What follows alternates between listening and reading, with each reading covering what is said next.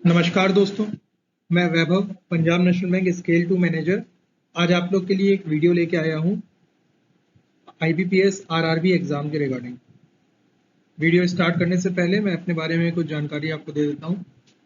मैंने 2019 का IBPS PO exam crack किया था और मुझे पंजाब नेशनल बैंक अलॉट हुआ। सेम ईयर में मैंने bank of India clerk exam भी क्लियर किया था। उसके पहले मुझे 3 साल का as a maths faculty Mahindra institute का एक्सपीरियंस है और इन बिटवीन मैंने एसएससी के कुछ क्लरिकल एग्जाम भी क्रैक किए।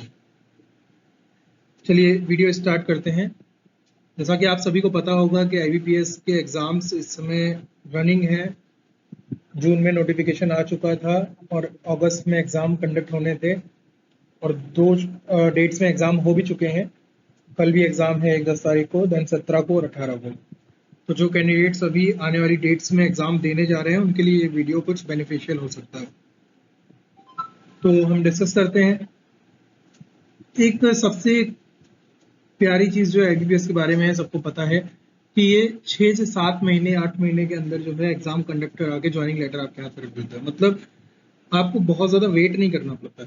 ठीक है, आपने प्रिपरेशन की, अच्छे से जो है प्रैक्टिस की है और एग्जाम का नोटिफिकेशन आने से लेके ज्वाइनिंग डेट तक, डेट ऑफ ज्वाइनिंग नहीं, डेट ऑफ अलॉटमेंट तक आप बोल दो कि 6 महीने का टाइम। यहाँ आप देख पा रहे होगे कि देखो 7 जून को आपने फॉर्म फिल किया, ठीक है, अगस्त में आप एग्जाम दे रहे हो, सितंबर तक जो है वो मेंस का एग्जाम हो जाएगा, अक्टूबर में रिजल्ट आ जाएगा, नवंबर में जो ऑफिसर ग्रेड है उसके लिए इंटरव्यू कंडक्ट होंगे और जनवरी में आपके पास ज्वाइनिंग लेटर होगा। ये सबसे खूबसूरत बात है आईबीपीएस एग्जाम की। चाहे इसमें आरआरबी हो, क्लर्क हो, पीओ हो, एसओ हो, कोई भी एग्जाम हो, ये लिमिटेड टाइम में पूरा एग्जाम कंडक्ट करा के आपको ज्वाइनिंग दे देते हैं। तो ये अपने आप में एक मोटिवेशन है एग्जाम क्लियर करने के लिए, है ना। डेट्स देख क्या डिसाइड हुई थी, ऑफिस असिस्टेंट और ऑफिसर स्केल 1 दोनों के लिए ही ये डेट्स हैं। ठीक है, 3/8 ये डेट जा चुकी है, 4 तारीख भी जा चुकी है। ये 2 डेट में एग्जाम कंडक्ट हो चुके हैं जिनका रिव्यू भी आप लोग देख रहे होंगे, यहाँ भी मैं डिस्कस करूंगा एक शॉर्ट में। 10 तारीख को एग्जाम होना है, कल 17 को होना है और 18 को होना है। तो जो कैंडिडेट्स इन 3 डेट्स में एग्जाम देने जा रहे हैं उनके लिए ये वीडियो थोड़ा बेनिफिशियल होगा, तो प्लीज वीडियो में बने रहिएगा। डिस्कस कर लेते हैं लास्ट ईयर की कुछ वैकेंसीज, नंबर ऑफ वैकेंसीज और कट ऑफ के बारे में। एक माइंडसेट होना चाहिए, आप एग्जाम जब देने जा रहे हो तो आपके दिमाग में एक माइंडसेट होना चाहिए कि आपको कितने अटेम्प्ट्स करने हैं। ठीक है, जिससे कि एक कंफ्यूजन ना रहे कि सिलेक्शन में एक नंबर से नहीं हुआ या फिर कुछ कम अटेम्प्ट्स रह गए। ठीक है, गुड अटेम्प्ट्स जो इस समय रिलीज हुए हैं वो मैं उससे अग्री नहीं कर रहा। मुझे नहीं लगता कि वो रियल में गुड अटेम्प्ट्स है, उससे कुछ ज़्यादा ही क्वेश्चंस होने चाहिए। इसको भी प्रूव करते हैं। आईबीपीएस जो क्लर्क एग्जाम हुआ था 2023 में, पिछले साल, उसमें जो रिलीज हुई थी वैकेंसीज वो थी 5,538 और ये स्टेट वाइज आपको कट ऑफ्स दिख रही होंगी। हरियाणा 75.25, हिमाचल प्रदेश 73.75, मध्य प्रदेश 72, उत्तर प्रदेश 74 और ये लिखी हुई है ये साल की वैकेंसीज 5,585, करीब करीब बराबर है। तो आप बोल सकते हो कट ऑफ इसी के इर्द गिर्द होने वाली है। कितने अटेम्प्ट? 8 to 80 फुल अटेम्प्ट बोल रहा हूँ मैं। और ऑफिस के पास जो है चांसेस हैं कि 10-12 क्वेश्चन छोड़ सकते हो, वहां पे बिल्कुल नहीं है। ठीक, तो ऑफिसर एग्जाम ज़्यादा आसान रहता है, थोड़ी भी प्रिपरेशन आपकी है, कॉन्सेप्चुअल कॉन्सेप्ट्स क्लियर हैं, स्पीड अच्छी है, तो आप ऑफिसर जल्दी बन सकते हो, क्लर्क बनने में टाइम लग जाता है कई बार। एक इम्पॉर्टेंट बात डिस्कस कर लेते हैं, ये मैंने एक स्क्रीनशॉट लगाया है नोटिफिकेशन का ही, कि ऑफिस असिस्टेंट जो क्लरिकल पोस्ट है उसका जो प्री एग्जाम है वहां पे रीजनिंग आती है और न्यूमेरिकल एबिलिटी आती है। 40 क्वेश्चन 40 नंबर के, दोनों ही सेक्शन में, टोटल 80 क्वेश्चन 80 नंबर के और कंपोजिट टाइम है, कोई सेक्शनल टाइम नहीं है। आपको 45 मिनट्स टोटल क्लॉक में टाइम मिलेगा, जितना समय आप जिस सब्जेक्ट को देना चाहते हो दे सकते हो। ठीक है, वैसे ही ऑफिसर स्केल 1 में रीजनिंग है और क्वांटिटेटिव एप्टीट्यूड है। दोनों में डिफरेंस देखना जरा, यहाँ क्या लिखा हुआ है, न्यूमेरिकल एबिलिटी, और इधर लिखा हुआ है क्वांटिटेटिव एप्टीट्यूड। जरा ये डाउट क्लियर कर लेना, यहाँ पे दोनों में क्वांट नहीं आती है, ये कोई टाइपिंग मिस्टेक नहीं है, ध्यान देना। न्यूमेरिकल एबिलिटी का मतलब है वो एग्जामिनर आपसे आपकी नंबर नॉलेज पूछना चाहता है, वो नंबर से खेलेगा, सिर्फ और सिर्फ कैलकुलेशन थोड़ी बहुत। ठीक है, और बहुत इजी क्वेश्चंस, लिटरली बहुत इजी क्वेश्चन, मॉडरेट ऑडरेट कुछ नहीं है। वो जो रिव्यू आ जाता है कि इजी टू मॉडरेट या मॉडरेट टू डिफिकल्ट, कुछ नहीं, इजी ही आएगी, ये हर बार का है। ठीक है, वो आप हो सकता है क्वेश्चन को किसी और नजरिए से देख रहे हो, कोई दूसरे तरीके से करके निकल जाए। सेकंड्स का गेम होता है यहाँ पे, कि किसी ने कर लिया 15 सेकंड में क्वेश्चन, किसी ने कर लिया 3-4 सेकंड में क्वेश्चन। ठीक है, यहाँ पे एक चीज समझ लो, अगर 50-60 हजार कैंडिडेट जो है वो सीरियस अगर कैंडिडेट है जिसको पूरा पेपर आता है, बट वैकेंसीज है 4000, सिलेक्शन इतने का होना है बस। ठीक है, तो यहाँ ये नहीं मैटर करता कि आपको क्वेश्चन आता है, ये मैटर करता है कि क्वेश्चन कितने सेकंड में आता है। अगर कोई कैंडिडेट कर रहा है 30 सेकंड में और आपने कर लिया 6 सेकंड में, किसी ने कर लिया 3 सेकंड में, तो इनके बीच में कंपटीशन है, ये तो कहीं नहीं है। समझ रहे हैं आप? तो जो लोग पेपर देते रहते हैं उनको ये पता है कि आईबीपीएस के हर एक एग्जाम में स्पीड और एक्यूरेसी कितनी ज्यादा मैटर करती है। ठीक है, तो आते हैं अपनी बात पे कि न्यूमेरिकल एबिलिटी, ये जो है वो इजी क्वेश्चन होते हैं और ये नॉर्मल एक तरह से आपकी कैलकुलेशन बेस्ड क्वेश्चन होंगे। ठीक है, और पीओ में ऑफिसर ग्रेड में क्वांटिटेटिव एप्टीट्यूड आता है। एप्टीट्यूड का मतलब रीजनिंग, मैथ्स में भी रीजनिंग लगाएंगे, मतलब आपको दिमाग चलाना है। ठीक है, जैसे यहाँ पे अगर आप कर रहे हो सिंप्लीफिकेशन, तो इधर पूछेगा क्या, अप्रोक्सीमेशन। अब सिंप्लीफिकेशन नॉर्मल सिंपली आपको कैलकुलेशन करनी है, आंसर करना है। अप्रोक्सीमेशन में थोड़ा दिमाग दौड़ाना है, कोई नंबर कम कर सकते हो, किसी को थोड़ा बढ़ा सकते हो, फिर आंसर चेक करना है, इससे इस पे क्या असर हुआ होगा, देन ऑप्शन टिक करना है। ठीक है, सिमिलरली यहाँ अर्थमेटिक जब आप करोगे तो ये बहुत बेसिक क्वेश्चंस आएंगे, 1-2 लाइन के। यहाँ पे थोड़े से कॉन्सेप्चुअल होंगे, यही रीजन है कि यहाँ आपको 80 अटेम्प्ट करने को कहा जा रहा है, यहाँ 65 करने को कहा जा रहा है। ठीक है, रीजनिंग में भी ऐसा ही होगा कि पजल बहुत लो लेवल की होगी, यहाँ थोड़ी सी मॉडरेट हो जाएगी। ठीक, बट डुएबल है, ऐसा नहीं है कि वो डुएबल नहीं होगी। ठीक है, यहाँ पे भी लोग 78-79 करके आते हैं। आप अब लोग कर रहे हैं मतलब आप भी कर सकते हो। ठीक है, स्ट्रैटेजी, उनकी जो स्ट्रैटेजी है वही आपको अपनानी होगी। समझ रहे हैं आप? तो थोड़ा बहुत हम लोग स्ट्रैटेजीज पे भी अभी डिस्कशन करेंगे, और एक कैलकुलेशन और करके बता देता हूँ मैं आपको। टोटल टाइम मिल रहा है दोनों ही एग्जाम में, चाहे वो क्लर्क हो या ऑफिसर, 45 मिनट्स। 45 मिनट्स मतलब कितना हुआ, 1 मिनट में 60 सेकेंड, 2700 सेकेंड। और आपको क्लर्क में टोटल 80 क्वेश्चन करने हैं, तो कितना टाइम मिल रहा है एक क्वेश्चन को, 33 सेकेंड्स। ठीक है, 33 पॉइंट समथिंग। तो एक नंबर याद रखना क्लरिकल एग्जाम वाले सभी लोग, कि आपको 33 सेकेंड में एक क्वेश्चन करना है। और एक चीज याद रखना कि बहुत से क्वेश्चन होंगे जो 3 से 4 सेकंड के होंगे, सच में होते हैं, आपसे नहीं हो रहे हैं या फिर आप इसमें ज्यादा टाइम ले ले रहे हो कंप्लीट करने में, तो इसका मतलब ये नहीं कि सभी लोग ऐसे कर रहे हैं। 3 से 4 सेकंड के भी क्वेश्चन होते हैं, अभी मैं कुछ एग्जाम्पल मैंने लिए हैं इसी वीडियो में, उसको डिस्कस करूंगा। ठीक है, तो 3 से 4 सेकंड में अगर एक क्वेश्चन कर रहे हो तो वहां आपके यहाँ से 30 सेकंड बच गए ना, तो 33 + 30 मतलब 1 मिनट में होगा जाके। कोई अर्थमेटिक का क्वेश्चन थोड़ा सा टफ आ गया, या कोई न्यूमेरिकल जो है कोई नंबर सीरीज जो है वो थोड़ी सी टफ आ गई, दिमाग ज्यादा लगाना पड़ गया, तो उस केस में आप 1 मिनट ले लोगे। मगर ऑन एवरेज आपको ध्यान में रखना है कि 33 सेकंड से, मतलब मेरा ये है कि जब आपका एग्जाम स्टार्ट हो, घड़ी पे ये लिखा हो, तो उसके बाद अगर 1 मिनट बाद आप वॉच देख रहे हो तो आपके 2 या 3 क्वेश्चन कंप्लीट हो जाने चाहिए, ज्यादा हो गए तो और अच्छी बात है। ठीक है, जब आपकी घड़ी में 40 लिखा हुआ है तो कहीं ना कहीं आपके 8 से 10 क्वेश्चन कंप्लीट हो जाने चाहिए। ठीक है, ये समझ के रखना। सिमिलरली ऑफिसर में भी सेम टाइम है, 45-60 सेकेंड्स मतलब 2700 सेकेंड। 2700 सेकेंड में आपको, चलिए ठीक है, 65 से 68 बोला तो 70 क्वेश्चन करने हैं, तो 38 मतलब अप्रॉक्स 40 सेकेंड्स। तो ये नंबर याद रखना, क्लरिकल जो पोस्ट पे एग्जाम देने जा रहे हैं उनको 33 सेकेंड्स में एक क्वेश्चन, और ऑफिसर्स को 40 सेकंड में एक क्वेश्चन करना है। एवरेज बोल रहा हूँ मैं, ठीक है। अगर आप एक क्वेश्चन कर रहे हो तो वहां पे हड़बड़ी भी नहीं करना है, आपको ये ध्यान में रखना है कि आपके पास 40 सेकंड है। ठीक है, हो जाता है वेल एंड गुड। अगर थोड़ा सा प्लस टाइम लग गया, मान लो 1 मिनट में पहुंच गया या 1 मिनट 20 सेकंड हो गया, तो वो जो आपने एक्स्ट्रा 20-30 सेकंड लगा दिए हैं तो वो कहीं ना कहीं कंपनसेट कीजिए। कोई क्वेश्चन जो है वो आप 5 से 10 सेकंड में भी कीजिए। होते हैं ऐसे लॉग्स के कई क्वेश्चन है, इनइक्वालिटी है, ठीक है, क्वांट में अप्रोक्सीमेशन के क्वेश्चंस हैं, ये सब जो है 10-15 सेकंड के भी होते हैं। तो जब आप यहाँ 10-15 सेकंड में करोगे तो वो जो आपके 25-30 सेकंड बचेंगे वो नेक्स्ट क्वेश्चन में, किसी एक ट्रैप वाले क्वेश्चन में आपको टाइम टेकिंग हो सकते हैं, वहां पे आपको बचा लेंगे। ठीक है, और ट्रैप में नहीं फंसना है बिल्कुल भी। यहाँ तो आपके पास ऑप्शन ही नहीं, यहाँ तो आपको करने ही है 80, तो यहाँ तो सोचना ही नहीं छोड़ने की। हाँ बाई चांस कोई टाइम टेकिंग है तो उसको छोड़ दिया, बाद में आके कर लेंगे। बट यहाँ पे क्या है, आपके पास 65 टू 68 है, मतलब कि 10-12 क्वेश्चन छोड़ने हैं आपको, ये दिमाग में रखना, ठीक है।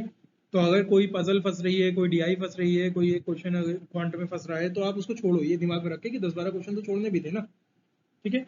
कोई स्टिक मत हो जाना, कोई ऐसा मत करना कि अपने ईगो पे ले गए कि नहीं मुझे तो ये क्वेश्चन आता था, हो क्यों नहीं रहा। फिर जब एक क्वेश्चन में 2-3 मिनट लगा देते हो ना, तो फिर वहीं आप कंपटीशन से बहुत पीछे हो गए, ठीक है। एक रेस लग रही है, यहाँ 50-60 हजार कैंडिडेट सीरियस हैं जो दौड़ रहे हैं, और आप भी उसी में दौड़ रहे हो, ठीक। अगर आप एक क्वेश्चन को 2-3 मिनट में कर रहे हो जाके, तो इस रेस में बहुत पीछे हो जाओगे आप। ये चीज ध्यान देने की है, ठीक है। तो ओवरऑल कंक्लूजन में आते हैं कि क्लरिकल पोस्ट के लिए जब आप एग्जाम दोगे तो दिमाग में 33 सेकंड लेके जाने हैं, ऑफिसर ग्रेड के लिए 40 सेकंड्स, ओके। अब आ जाते हैं जो इस बार 2 डेट में एग्जाम हो चुका है, उसमें क्लर्क एग्जाम में रीजनिंग का क्या वेटेज रहा। आप यहाँ देख रहे होगे लीनियर सीटिंग अरेंजमेंट 5 क्वेश्चंस, एक और नॉर्थ फेसिंग सीटिंग अरेंजमेंट, बहुत आसान होते हैं 5 questions. Floor based puzzle, comparison puzzle, inequality, syllogisms, ठीक है। ये सब 10-10 सेकंड के क्वेश्चन होते हैं अगर आपने प्रैक्टिस की है अच्छे से, ठीक है। तो ये 30 सेकंड में ये और 30-40 सेकंड में ये वाले, 1 मिनट के अंदर आपने 7 क्वेश्चन कर लिए। वहीं आपकी स्पीड, अगर आप स्टार्टिंग में रीजनिंग कर रहे हो तो आप सबसे पहले ये ढूंढ के कर दो, और जहां आपने घड़ी में देखा कि 43.5 या 43.30, ये 1.5 मिनट हो चुके हैं और आपके 7 क्वेश्चन हो गए, तो वहीं पे आपको कॉन्फिडेंस हाई हो जाएगा अपने आप। आगे किसी क्वेश्चन में फंस भी रहोगे तो ये टाइम जो है वो वहाँ पे आपकी हेल्प करेगा। Number based coding, pair formation, meaningful word, alphabetical series, odd and odd. Similarly numerical ability, ध्यान देना क्लर्क के एग्जाम में न्यूमेरिकल एबिलिटी, सिंप्लीफिकेशन 15 क्वेश्चन, 10 से 15 सेकंड का एक क्वेश्चन होता है, कोई हार्ड टू हार्ड होगा तो 25 से 30 सेकंड ले लेगा, ठीक है। तो इसका मतलब ये 3 मिनट का है बस, 2.5 से 3 मिनट, 3 से 5 मिनट मान लो, ज्यादा से ज्यादा, बहुत ज्यादा बोल दिया 5 मिनट, ठीक है। नंबर सीरीज बहुत दिमाग नहीं लगाना है, सिंपल आएगी, या तो एडिशन की होगी, सब्ट्रैक्शन की होगी, मल्टीप्लिकेशन की होगी, डिवीजन की होगी, और या स्क्वायर्स की हो सकती है हार्ड, सबसे ज्यादा, बस उससे ज्यादा कुछ नहीं, ठीक है। तो इससे ज्यादा दिमाग लगाना भी नहीं है, ज्यादा दिमाग लगाओगे तो हो सकता है बहुत आसान हो क्वेश्चन और आप सोच रहे थे बहुत हाई लेवल का। तो ये भी जो है वो 1.5-2 मिनट का काम है बस। अर्थमेटिक जो है वर्ड प्रॉब्लम्स 10 क्वेश्चन है, अगर आप 30 से 40 सेकंड भी एक क्वेश्चन को मान लो, ठीक है, तो ये जाएगा आपका करीब करीब 6 से 7 मिनट में। और 2 डीआई होंगी, डीआई बहुत आसान होंगी, या तो प्लस माइनस नॉर्मल या एवरेज की डीआई, ठीक है। तो ये भी 2 से 2.5 मिनट। ये देखिए 5, 10, 15 और ये 18, करीब करीब 18 से 20 मिनट में आपको 40 क्वेश्चन करने हैं, क्योंकि कैलकुलेशन है, सीधा सीधा है, कुछ नहीं है, ठीक है। कोई रीजनिंग का आप पजल या वो नहीं कर रहे हो, देखिए यहाँ पे तो आपको कैलकुलेशन करनी है, खत्म करना है क्वेश्चन फुल कॉन्फिडेंस से। रीजनिंग में हो सकता है आप सीटिंग अरेंजमेंट वगैरह कर रहे हो तो थोड़ा सा मैं उसको बनाने में टाइम लग रहा है, वहाँ पे भी 2.5-3 मिनट की होती है, बहुत ज्यादा 1.5-2 मिनट या 2.5-3 मिनट बस, ठीक है। तो 20 मिनट यहाँ दे दिए, 25 मिनट आप रीजनिंग को दे देना, या मान लीजिए आपकी रीजनिंग बहुत अच्छी है तो वहाँ 20 मिनट दे देना, मैथ्स को 25 दे देना। कैंडिडेट्स ऐसे भी हैं जो वहाँ पे 30 से 35 मिनट में पूरा को पेपर कर रहे हैं, मानो या ना मानो ये हो रहा है। वो 10 मिनट आराम से बैठे हैं, अपना रिवीजन देख रहे हैं, यहाँ कोई गलत तो नहीं टिक हो गया गलती से, ठीक है। तो यहाँ 80 में 80 वाला खेल चल रहा है। अगर 50,000 कैंडिडेट को सिलेक्ट कर रहा है आरआरबी प्री में, तो वहाँ पे अगर रिलीज कर दे डेटा तो आप देख लेना 10 से 12,000 कैंडिडेट पूरे पूरे नंबर ला रहे हैं सच में, ठीक है। वो हो सकता है आगे अपना इंग्लिश रीजनिंग या जीए की वजह से कुछ रह जा रहे हो मेंस में, बट मैथ्स रीजनिंग में कई धुरंधर हैं जो पूरे पूरे नंबर ला रहे हैं, यहाँ पे आपका उनसे कंपटीशन है, ठीक। तो एक चीज मैटर करेगी आपकी स्पीड, कि आप कितनी तेजी से क्वेश्चन कर रहे हो, कितने सेकंड में कर रहे हो, ठीक है। और 5 क्वेश्चन यहाँ रीजनिंग में छोड़ दिए, तब भी काम चल जाएगा, ठीक है। आपने 70 अटेम्प्ट कर दिए, बहुत है। तो ये दिमाग में रखना कि कोई पजल अगर डिस्टर्ब कर रही है तो उसको हम छोड़ के आखिरी में देखेंगे, ठीक। ये चीज ध्यान डिस्कस कर लेते हैं कैसे ये जो 2-3 सेकंड की बातें हो रही हैं वो कैसे हो रही हैं, किस तरह से क्वेश्चन 2-3 सेकंड में होते हैं। ये देखो एक क्वेश्चन है आरआरबी के सिंप्लीफिकेशन का, क्वांट सेक्शन का है, क्लर्क लेवल का, ठीक है। बहुत आसान है ये, यहाँ आप देख रहे हो ना, इसमें तो आप सबको पता है, अगर पढ़ाई करिए थोड़ी बहुत भी तो आपको पता है यहाँ कौन सा रूल लग रहा है, वी बोर्ड मास, वी का मतलब vernacular, brackets, of division, multiplication, addition, subtraction. ठीक है, ये सीक्वेंस होता है ना किसी भी क्वेश्चन में। सबसे पहले क्या चीज आपको सॉल्व करनी है, ये उनका सीक्वेंस है। इस क्वेश्चन में आपको सिर्फ ब्रैकेट दिख रहा है, डिवीजन दिख रहा है, सब्ट्रैक्शन दिख रहा है, ये तीन चीजें दिख रही हैं। तो सबसे पहले bracket, then division, then subtraction. ठीक है, तो इन ऐसे सॉल्व करना है इनको। तो पहले अंदर वाले ब्रैकेट को देखना। अच्छा, यहाँ पेन भी नहीं टच करना है लिटरली। अगर आपने पेन टच कर लिया और आप 5-7 सेकंड ले रहे हो, तो आपकी रेस में जो दूसरा कैंडिडेट है, अगर वो दिमाग से क्वेश्चन कर रहा है तो 3-4 सेकंड में करके निकल जाएगा। अभी देखना कैसे, पहले मैं पेन यूज करके बताता हूँ, फिर बिना उसको देखिएगा। सबसे पहले ये डिवीजन करोगे आप, ब्रैकेट के अंदर वाला दिख रहा है ये, 2 से कितनी बार जाएगा, 50, 65 में 50 गया 15। अब ये ब्रैकेट खुल जाएगा, फिर इस ब्रैकेट के अंदर देखो डिवीजन होगा, ये डिवीजन है और यहाँ पे भी एक डिवीजन बनेगा 15, और ये आगे 15 डिवाइड कर रहे हो तो कितना हुआ, 1। ठीक है, यहाँ पे कितना है, 9। 9 में से 1 जाएगा, कितना बचेगा, 8। 100 में से 8 जाएगा, 92, और 120 में से 92 गया, 28। ये जो मैंने इतना लिखा भी है ना, ये भी सब नहीं लिखना होता, आपको बस मन में करना क्वेश्चन, देखना ध्यान से।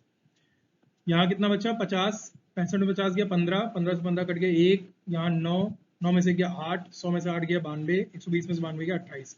यहाँ एक रेस लगी है, क्वेश्चन तो आता है, सबको आता है, इससे मतलब ही नहीं है कि आपको आता है कि नहीं आता है, आना तो जरूरी है बिल्कुल। ठीक है, बट कितने सेकंड में आता है। अगर आप इस क्वेश्चन को पूरा एक एक स्टेप करके लिख रहे हो और 15 से 20 सेकंड लगा रहे हो, तो मेरा सजेशन होगा वहीं पे पेन बंद करके घर चले जाना। ठीक है, क्योंकि वहां पे 3-4 सेकंड वाले कैंडिडेट बैठे हुए हैं जो कर रहे हैं और सिलेक्शन लेके निकल रहे हैं, तो वही चीज आपको भी करनी है। ठीक है, सिर्फ पेन ना उठाने से ही आप 5-6 सेकंड बचा सकते हो। तो अपने दिमाग को इतना ओपन रखो, अपने दिमाग में एक व्हाइट बोर्ड बना के रखो, वहां क्वेश्चन आपको दिखना चाहिए, और सीधे सीधे आप यहाँ पे कैलकुलेशन तेजी से करके निकलो। ठीक है, एक क्वेश्चन और देखो,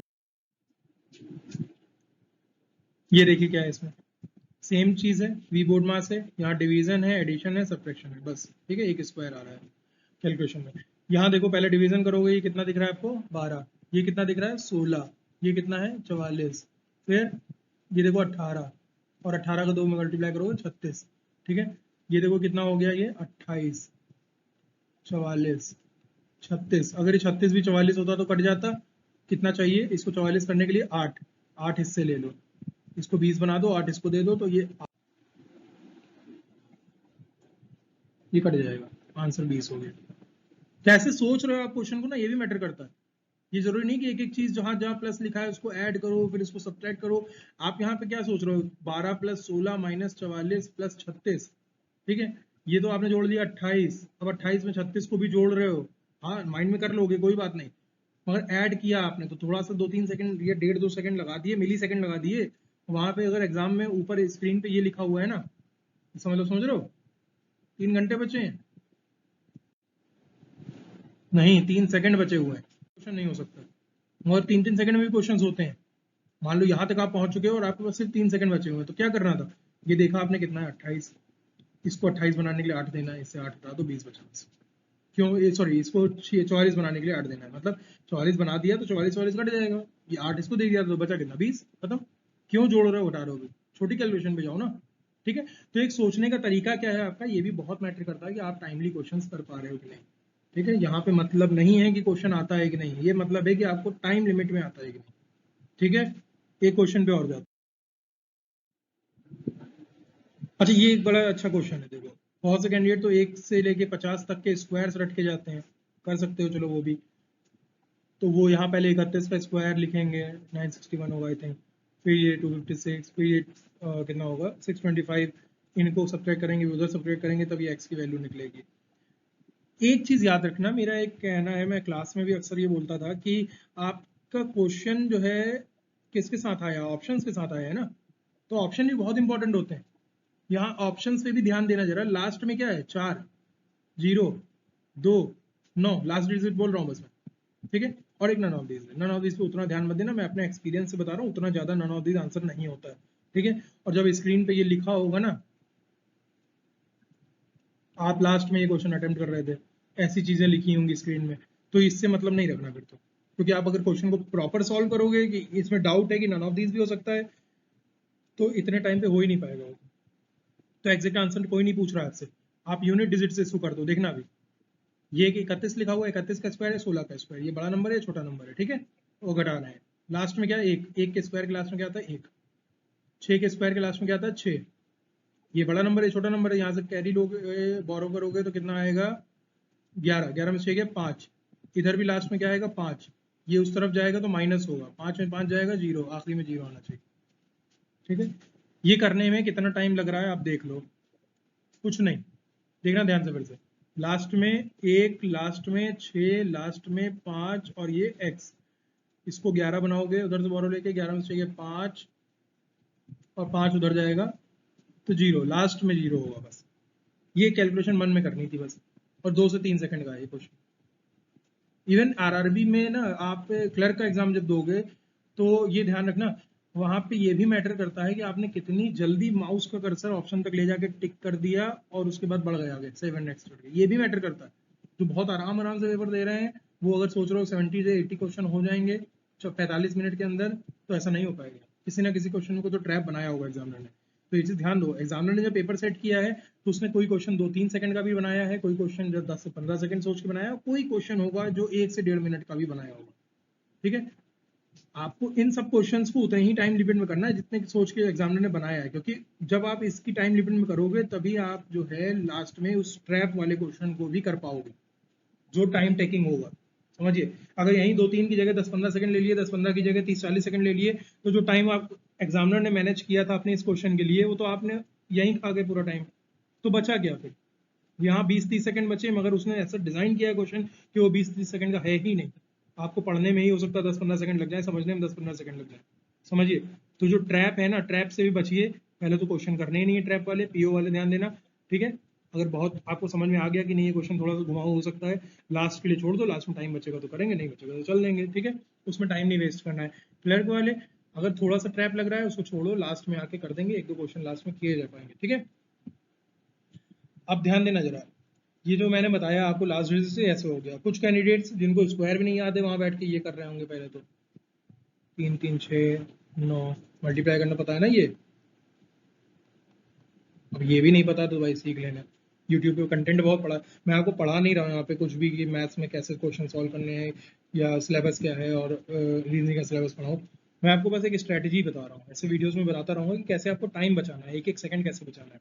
पढ़ाने के लिए आपके पास वीडियो यूट्यूब में बहुत वीडियोस पड़े हुए हैं, वहाँ से देख लीजिए कंटेंट। ठीक है, ये वैदिक मैथ्स में जो मल्टीप्लिकेशन होता है वो आपने किया, वैसे ही 16 का किया। ठीक है, ओह सॉरी,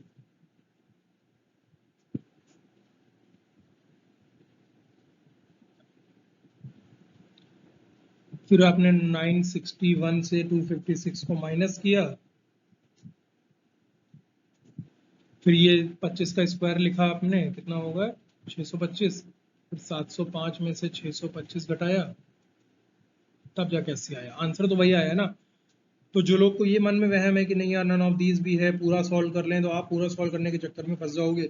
मैं कह रहा हूँ इवन अगर घड़ी में ये भी लिखा हुआ है ना, मतलब ये देखो एग्जाम शुरू हुआ है 1 सेकंड तो ऐसे चला जाता है, ठीक है, तब भी आप इसको वैसे ही कीजिए, ये एक्सपीरियंस से मैं बता रहा हूँ, नन ऑफ दीज उतना आंसर नहीं होता है। ठीक है, तो एग्जामिनर ने अगर मेहनत करके क्वेश्चन डिजाइन किया तो इन्हीं में से ऑप्शन रखा होगा, जनरली ये होता है। ठीक है, और देख लेते हैं, यहाँ पे भी ध्यान दीजिए, सबसे पहले नजर आपकी ऑप्शन में जानी चाहिए, ये ध्यान दो कि यहाँ पे लास्ट में क्या है 7 या 0 या 8 या 5 और यहाँ नन ऑफ दीज। ठीक है, तो यदि यहाँ लास्ट डिजिट से हम कर सकते हैं क्वेश्चन को, 7 के स्क्वायर के लास्ट में क्या आता है 9, 5 के स्क्वायर में 5, दोनों ऐड होंगे तो लास्ट में क्या हो जाएगा 4, 9 5 14। ठीक है, ये 2 उधर जाएगा तो 4 में से 2 चला जाएगा, बचेगा 2। तो जो भी नंबर ये है सॉल्व करने के बाद, इसको इसको ऐड करने के बाद, इसको सब्ट्रैक्ट करने के बाद जो भी बनेगा उसके लास्ट में 2 होगा। तो ये क्वेश्चन क्या बन गया, कोई ऐसा नंबर जिसका क्यूब करो तो आखिरी में 2 आए। अब ऑप्शन से देख लो ना, 7 के क्यूब के आखिरी में क्या आता है 3, 10 के क्यूब में 0, 5 के क्यूब में 5, 8 के क्यूब में 2। ठीक है, सॉल्व करके देख लो, 17 का स्क्वायर लिखोगे 289, 15 का स्क्वायर लिखोगे 225, ऐड करोगे 514, 2 उधर आएगा तो माइनस हो जाएगा 512, और इसका क्यूब रूट निकालोगे 8। बट ये सब करने में आपको 5-7 सेकंड लग जाएंगे, शायद ज़्यादा ही लग जाए, 10-12 सेकंड लग जाए। और वहाँ पे कैंडिडेट कोई था जो लास्ट डिजिट से सिर्फ और सिर्फ कितना टाइम लेके निकल गया, ये देखो जरा फिर से, 7 से 2 49, 9 25 5 9 5 14, 2 गया 2, कोई नंबर जैसे क्यूब के लास्ट में 2 8 मतलब 3 सेकंड में क्वेश्चन होगा। तो कर रहे हैं कैंडिडेट्स वहाँ पे। ये जो आपके 40 क्वेश्चन रीजनिंग में हैं और 40 क्वेश्चन जो है मैथ्स में क्वांट में है, ठीक है, क्लरिकल वाले स्पेशली ध्यान देना कि वो इसमें से करीब 15-20 क्वेश्चन हैं जो 5 सेकंड विद इन 5 सेकंड में कर रहे हैं। यहाँ पे भी जो है करीब करीब 10-15 क्वेश्चन है, मतलब 30-35 क्वेश्चन जो है, आधे से ज़्यादा क्वेश्चन वो कितने में कर रहे हैं, 5-7 सेकंड के अंदर बस। बोले 5-6 मिनट में उनका आधा पेपर हो गया। फिर जो टाइम लेना था उन्होंने बाकी में टाइम ले लिया, आराम से सुलझे दिमाग से क्वेश्चन कर लिए, ठीक है। तो ये ध्यान देना, मेरा कहने का मतलब ये है जो क्वेश्चन जितने सेकंड के लायक है उतने में ही करो, कोई एक्स्ट्रा टाइम नहीं लगाना, ठीक है। ये मैं अपने एक्सपीरियंस से बोल रहा हूँ, प्लीज एक्सपीरियंस लेके जाओगे तो कहीं ना कहीं आपके लिए यूजफुल होगा।